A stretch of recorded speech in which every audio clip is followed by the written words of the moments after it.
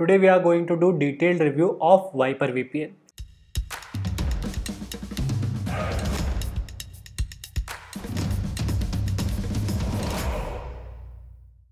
Hi guys, my name is Kripesh Advani. Welcome to Tools Diet. Here we talk about digital tools and services. Today we are going to talk about Viper VPN, which is a budget VPN. So should you go with Viper VPN or is it a better option than Surfshark? Let's find that out in this video. So without any further delay, let's get straight into it. Viper VPN comes under Golden Frog company. It was established in 2009. Talking about servers, Viper VPN is having 700 plus servers and 70 plus server locations. Viper VPN does have virtual location as well as physical location. Problem is that they doesn't tell users which one is virtual and which one is physical. Like in Surfshark, they clearly label virtual servers. Surfshark is a good budget VPN. I have done a detailed review of Surfshark. You can find that out on the I button. Now virtual server means that the server is not present in that country. It can be nearby. They are just using the IP of that particular country to spoof the location. Now coming on to speed, my connection speed is 220 Mbps download and 220 Mbps upload. Now when I connect to my nearest servers, I live in India, so when I connect to Indian servers, the speed that I got was 34 Mbps download and 50 Mbps upload on an average. Now speeds were very slow for me in India, and the one thing that really surprised me was the ping that I got. Ping is 379 ms, which is terrible actually. And when I connected with US servers, download speed was 136 Mbps and upload was 125 Mbps. So they do have WireGuard protocol, but speeds were not that good in India or in fact in US also in my case. Talking about security, it comes with AES 256-bit encryption. Talking about protocols, we have IPv2, OpenVPN, WireGuard and Chameleon protocol also, which is a proprietary technology of Viper VPN. It helps to unblock internet in censorship countries like China, Russia. It's a Viper VPN proprietary technology which is designed specifically to fight censorship countries. Talking about audits, they got audited in 2018 for no log. Autokill functionality is there. Talking about DNS leak, IP was not leaking in my case. Talking about no log policy, earlier they used to keep log for 30 days. However, in 2018 they have completely changed it. They have introduced the no log policy and got audited as well for the no log policies. Talking about streaming, I was able to stream Netflix. Hotstar India was not working in my case. I could stream Amazon Prime, but that was too slow in my case. Coming on to P2P or torrenting, they say that since they do not log, you can use this for P2P or torrenting. But before 2018, there were some cases of users getting DCMA copyright notice, and that's because at that time it was keeping logs. And they do have one controversial statement on their website. At once they are saying that if they get a DMCA takedown notice, they will make every possible effort to assist them. And on the other hand, they are saying that since it's a no log, meaning we do not log our users activity, so we cannot help them a lot. So they cannot identify particular users. So they have taken a safe route here, helping companies also and keeping users safe too.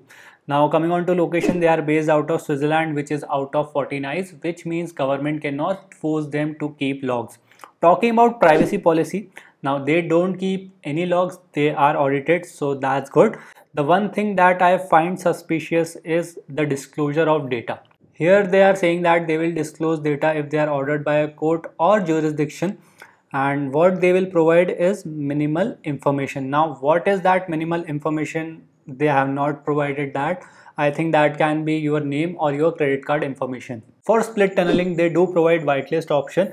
In Viper VPN, it is called as connection per app, and you can turn that on. It is available in Mac and Android. And if I turn this on for a particular app, for example stocks, then my stocks app will not be using VPN. Talking about simultaneous devices, they usually provide up to 5 connections, but currently there is one special offer going on in which they are supporting up to 30 devices simultaneously, and this is for spring offer only, so I am not sure if this is going to be forever.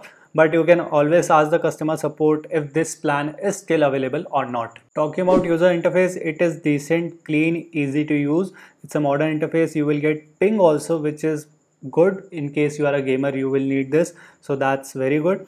And you can easily customize the app from here. Connection per app, that is split tunnel.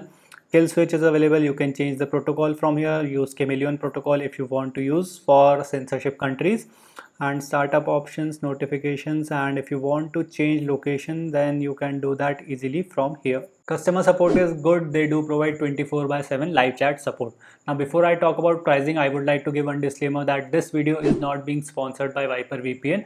Though if you use my link, I will get a small commission without any extra cost to you. So if you like my work, you can support me by using my links from the description box below. It really helps me to create unbiased videos like this. Thank you.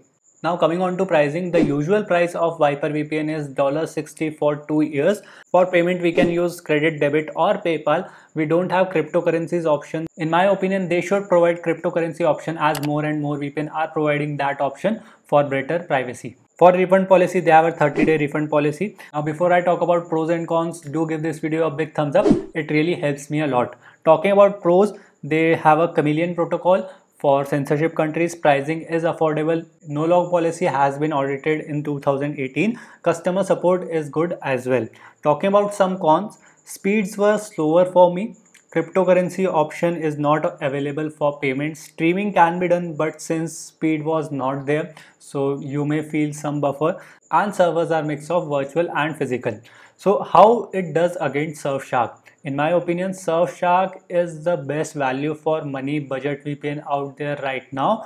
It provides better speed, privacy, payment options and extra features like ad blocker. Surfshark alert is also there. So I think Surfshark is a better option right now. So should you even consider Viper VPN?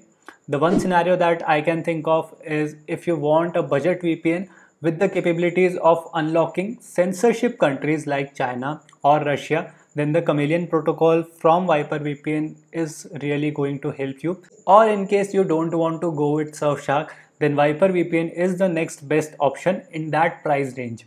So that will be all for this one. If you have liked this video, do give this video a big thumbs up. You can support me by using my links from the description below. And I will see you guys in the next one. Goodbye.